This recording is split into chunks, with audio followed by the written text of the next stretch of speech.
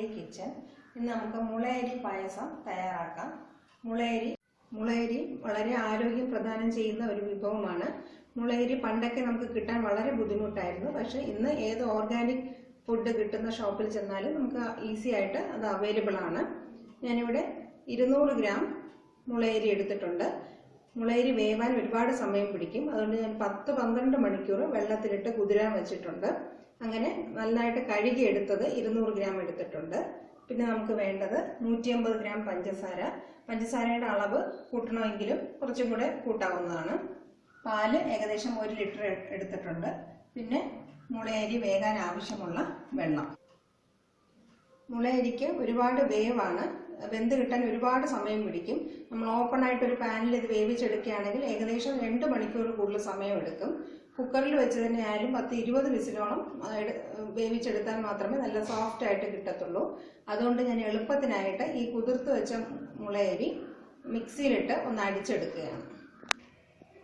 മുളയരി കാണാൻ ഏകദേശം നെല്ല് പോലെയാണ് ഇരിക്കുന്നത്. ഞാനിത് 1-2 മിക്സിയിലിട്ട് അടിച്ചെടുത്തിട്ടുണ്ട്. ഇപ്പം കാണാൻ ഏകദേശം നമുക്ക് ഒരു പൊടിയരിയുടെ ടൈപ്പിലാണ് തോന്നുന്നത്. ഇതുപോലെ പരുവത്തിലാക്കിയിട്ട് പൊടിച്ചെടുക്കുക. ഒരുപാട് അരച്ചെടുക്കണ്ട, 1-2 ഒരു പൊടിയരിയുടെ ഫോമിലായിട്ട് നമ്മൾ പൊടിച്ചെടുത്തു കഴിഞ്ഞു.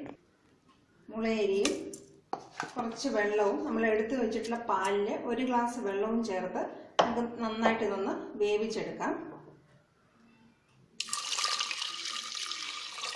8 വിസിൽ വെച്ച് ഞാൻ വേവിച്ചെടുത്തിട്ടുണ്ട്. കുറച്ച് പാലും വെള്ളവും ചേർത്താണ് വേവിച്ചിട്ടുള്ളത്.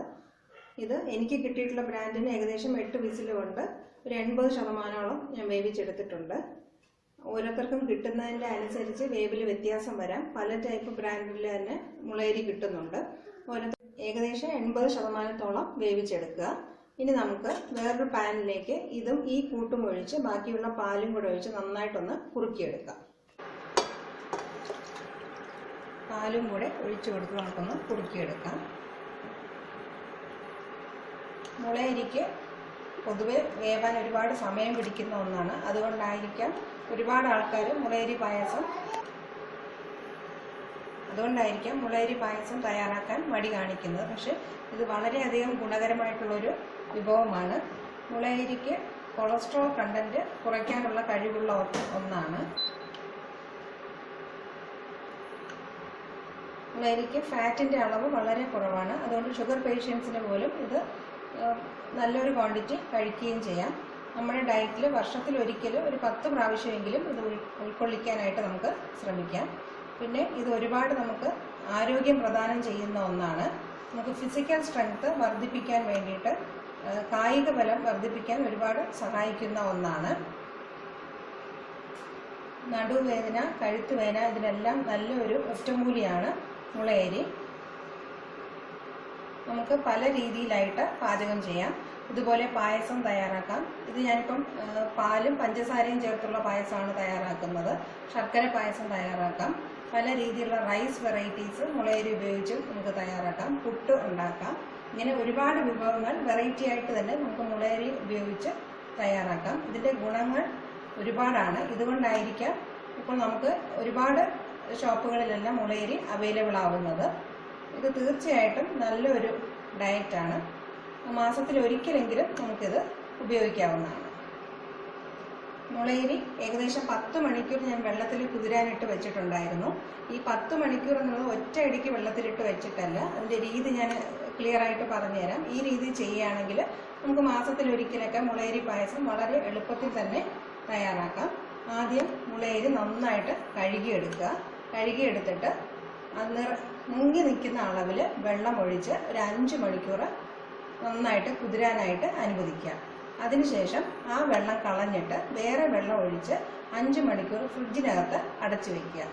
അതിനുശേഷം നമുക്കെടുത്ത് അതിൻ്റെ വെള്ളം ഒന്ന് ഊറ്റി മാറ്റിയിട്ട് മിക്സിയിലിട്ട് ഞാനിപ്പോൾ ചെയ്തതുപോലെ പൊടിയരി പോലെ ആക്കിയിട്ട് പിന്നെ പായസം തയ്യാറാക്കാമെങ്കിൽ വളരെ എളുപ്പത്തിൽ തന്നെ നമുക്ക് തയ്യാറാക്കാം. മുളയരി പെട്ടെന്ന് വെന്ത് കിട്ടുകയും ചെയ്യും. പക്ഷെ നമുക്ക് ഒരുപാട് സമയം പാലിലിട്ട് ഇളക്കി പാചകം ചെയ്ത അതേ പായസത്തിൻ്റെ സ്വാദും നമുക്ക് കിട്ടും. അതിനുവേണ്ടിയാണ് രണ്ടാമത്തെ സ്റ്റെപ്പായിട്ട് ഞാൻ മുളയരി വേവിച്ചിട്ട് പാലിൽ കുറച്ച് സമയം കൂടെ ഇട്ട് നന്നായിട്ട് ഇളക്കി തിളപ്പിച്ച് കുറുക്കിയെടുക്കാനായിട്ട് ഉദ്ദേശിക്കുന്നത്. ഈ പായസത്തിൽ മുളയരിയും പാലും പഞ്ചസാരയും ഈ 3 ഇൻഗ്രീഡിയൻസ് മാത്രമേ ഞാൻ ഉപയോഗിക്കുന്നുള്ളൂ. ഇതിനകത്ത് ഏലക്കയോ കാഷ്യൂനട്ടോ കിസ്മിസോ ഒന്നും ചേർക്കേണ്ട ആവശ്യമില്ല. അല്ലാതെ തന്നെ നല്ല ഗുണവും മണവും ഒക്കെ ഉള്ളൊരു പായസമാണിത്. വേണമെന്നുള്ളവർക്ക് ഏലക്കാപ്പൊടി ചേർക്കാം, പക്ഷേ അതിൻ്റെ ആവശ്യമുണ്ടെന്ന് എനിക്ക് തോന്നുന്നില്ല. ഞാൻ സ്ഥിരമായിട്ട് ഇത് ചെയ്യുമ്പോൾ ഏലക്കാപ്പൊടി ചേർക്കാറില്ല.